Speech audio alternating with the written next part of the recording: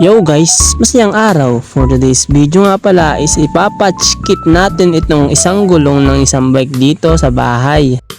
Kasi kung makikita ninyo is flat yung gulong nito sa likodan. Kaya naman agad ko nang kinuha ang aking emergency tool bag para agad namang solusyonan ang problemang ito. Agad ko nang tinanggal ang wheel set na flat sa bike na ito para tanggalin ang interior at malaman natin kung saan nga ba may butas ang ating gulong.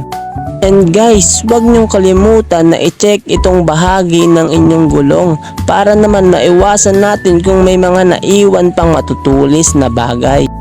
At pagkatapos nyo ang i-check ay hanginan ninyo na ulit ang inyong interior para malocate nyo kung saan ba may butas ito. Sa pag-locate ay pwede ninyo namang gamitin ang inyong pandinig or kaya naman ay water method.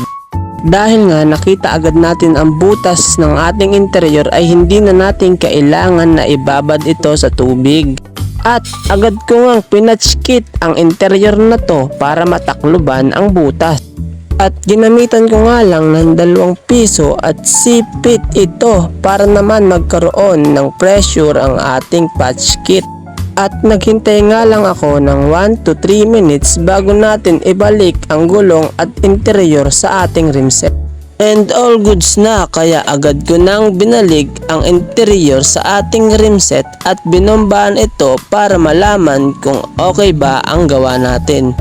Kung makikita naman ninyo is okay siya at maganda na ang bounce, kaya agad ko na itong ibinalik sa ating bike. And ayun nga guys, all goods na. Maraming salamat sa panonood mga boss.